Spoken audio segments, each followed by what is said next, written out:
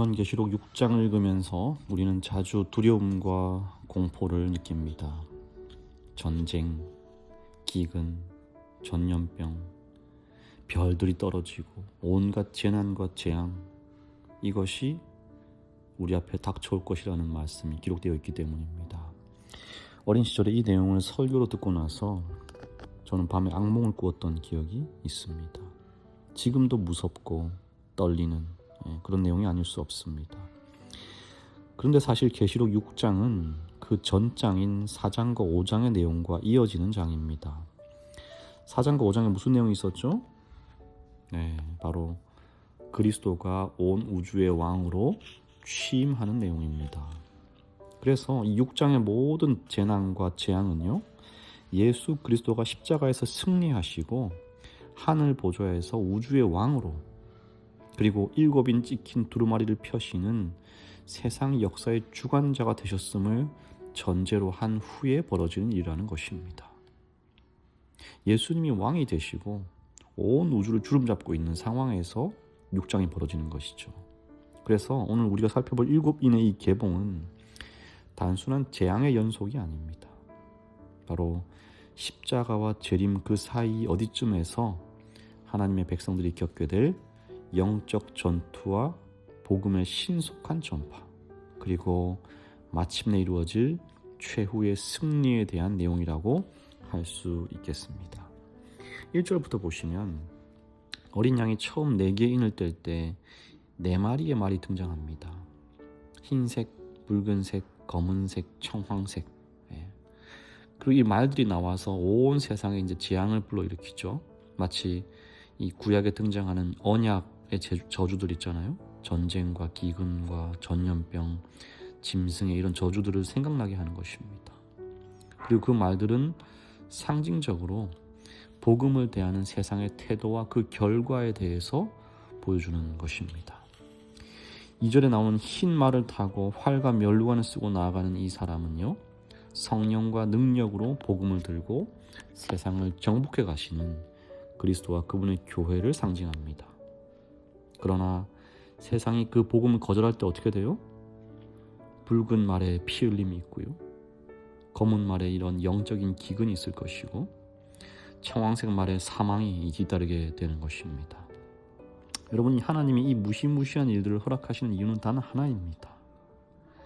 하나님을 거절하는 이 악한 세상을 향해서 회개를 촉구하시는 것이죠. 아직 이 재앙이 오기 전에 시간이 있으니까 회개하라는 것입니다. 9절부터 보시면 5째 인을 뗄 때 앞선 말들의 역동적인 모습은 사라지고 제단 아래에서 죽임을 당한 영혼들의 탄원 소리가 들려옵니다. 10절을 읽어드리겠습니다.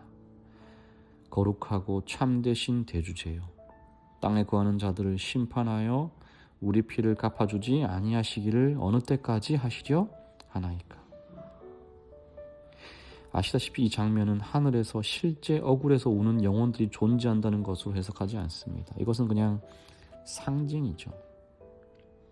아벨의 피가 땅에서 호소하듯이 믿음을 지키다가 순교한 수많은 성도들의 억울한 죽음이 하나님의 공의를 부르짖는 것으로 의인화하여 표현한 것입니다.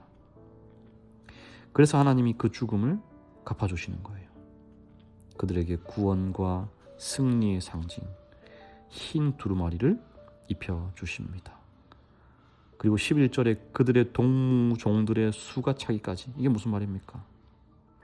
동무종들의 수가 차기까지.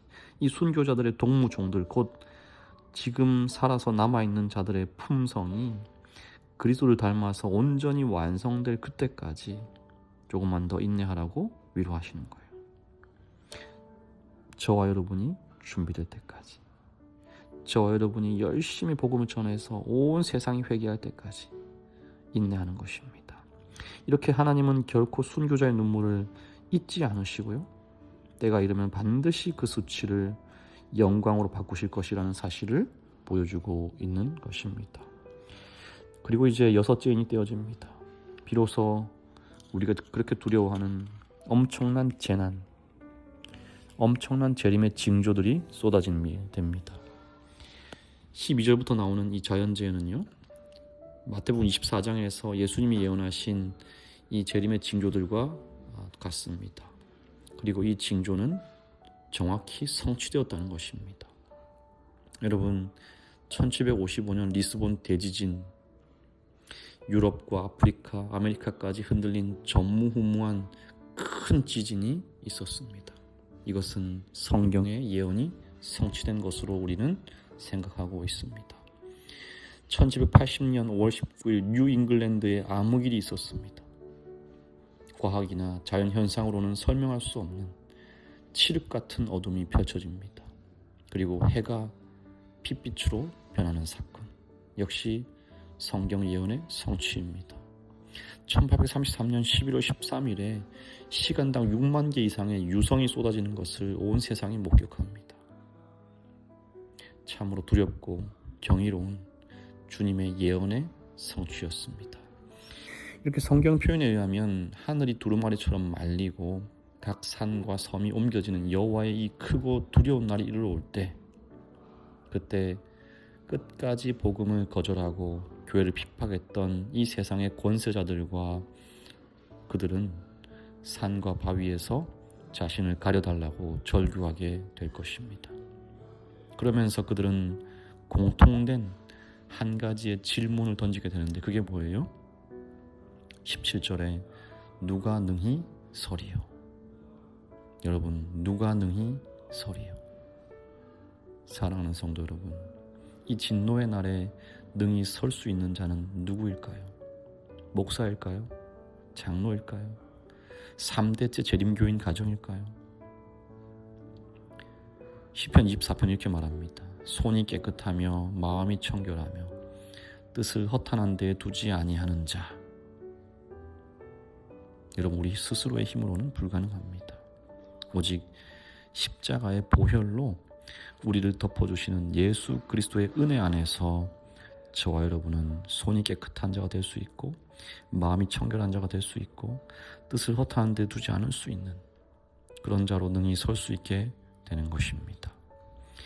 저와 여러분이 이 마지막 때를 살아가면서 드려야 할 진정한 기도는 무엇이겠습니까? 내 뜻을 관철시켜서 하나님을 변화시키고 이런 것이 아니라 오히려 하나님의 뜻 앞에 나를 굴복시키고 나 자신을 온전히 드리는 것, 바로 그런 기도를 드리는 것입니다. 1530년에 이 복음을 위해서 화형장으로 끌려갔던 안토니 파슨스는 타오르는 죽음의 불길 앞에서 이렇게 외쳤습니다. 나의 형제들아, 즐거워하라. 우리들은 이 아침에 쓰라린 조반을 먹은 후에 우리의 하나님이시여 구속주이신 그리스도의 나라에서 훌륭한 저녁을 먹게 될 것이다. 아침은 쓰지만 저녁은 훌륭하게 먹는다는 것입니다.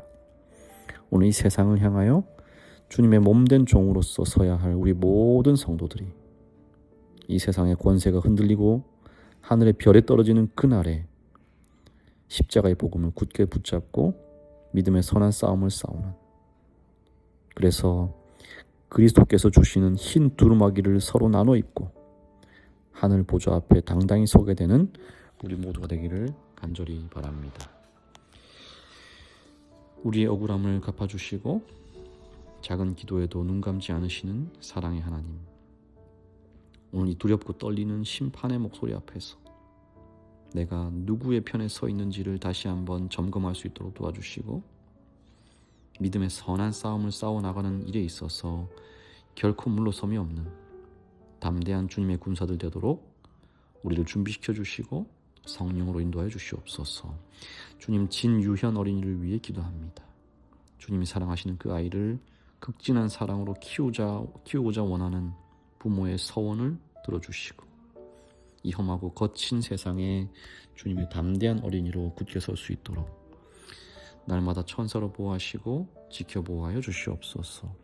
지혜와 명철을 더해 주셔서 인간의 학문을 넘어서 보다 크고 높고 넓은 하늘의 것들에 관심을 갖게 하시고 주님을 사랑하고 이웃을 사랑하는 그 일에 부족함이 없는 유연이가 되도록 함께해 주시옵소서. 예수님의 이름으로 기도합니다. 아멘.